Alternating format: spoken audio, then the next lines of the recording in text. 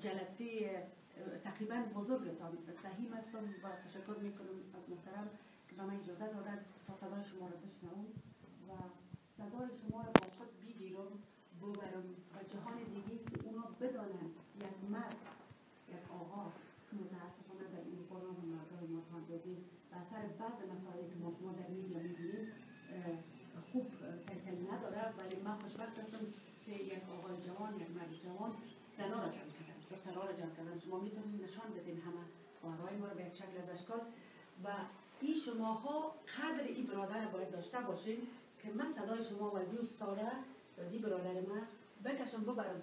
من متاسفانه استاد نجیب بله آقای استاد نجیب و ایشان بعدا صحبت میکنن.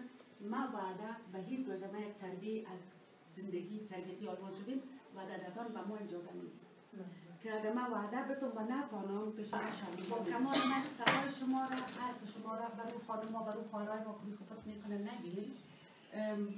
من صدای شما را میبرم و انشالله امیدوار هستم تا قلب دلش بسوزه و بگوید بله اینجا میخواننده است، اینا اهل آموزش هستند، اهل عزیز که برشان کمک کنیم و شما واقعا بخوانید و از هیچ کس نترسید. در آموزش از هیچ کس نترسید. او آموزش او کتاب است که ما شما را میرساند. در غیر از این همیشه در گوشه خانه خود میشینیم چپ میشینیم ترس از خدا و بس خلاص. جز از اگر کس از خدا نترسه هر کار کنه بنده چیست؟ متاسفانه ما از بنده ها میترسیم و از خدا نمیترسیم. این بزرگترین اشتباه ما شماست. و این خاطر من خدمت شما خواهم بود در آینده انشاءالله اگر خدا بخواهد و گپ برای استاد محترم میتونم بشتیسم و از شما تشکر میکنم که من قبول کردیم.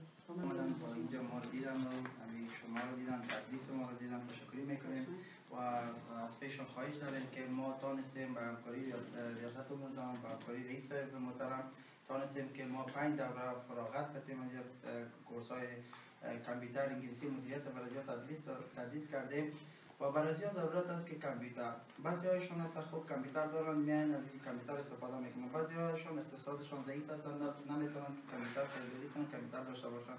از شما خواهش میکنیم که در این صنف کامپیوتر ما چند پای کامپیوتر کمک کنیم که تا یا بتونن که ما تدریس میکنیم یا کار عملی کنن. اگر نمی خواهش ما ما صدای شما رو واقعا از دل جان میبرم. اینکه ما چی میتونم یا کسایی هستن کمک میکنن که با خدا میسپاریم انشالله بلکه دیگه سال با دست خود بیاریم بخیر. خدا بزرگ است انشالله. یاد داشته باشم که از اینکه واقعا رضاکارانه و بدون از اینکه کدام چیز در نظر داشته باشیم در طبقه اوناس برای خانم‌های افغان شما فعالیت میکنید، این واقعا قابل قدر است و از ما خیلی از شما خرسند هستیم از اینکه واقعا یک زن افغان همت میکنه و با پا میخیزه از خانم‌های افغان دفاع میکنه و برای اونا خدمت میکنه. ما به نمایندگی از این صرف کامپیوتر و از این خواهرایی که در اینجا نشسته از شما اظهار سپاس و امتنان میکنم. اگر چیزهایی که استاد خواستن از شما به عنوان کمک اگر صدای اینا را به واقعا کسایی که میخواین خدمت میکنن بر ما برسانید خیلی خوشحال میشه و بازم از شما تشکر. ما شما صبح هم دیده بودیم، یک ملاقات صبح هم داشتیم در دفتر نوریه جان. ما واقعا زمان که با شما معرفی شدم خیلی خوشحال شدم.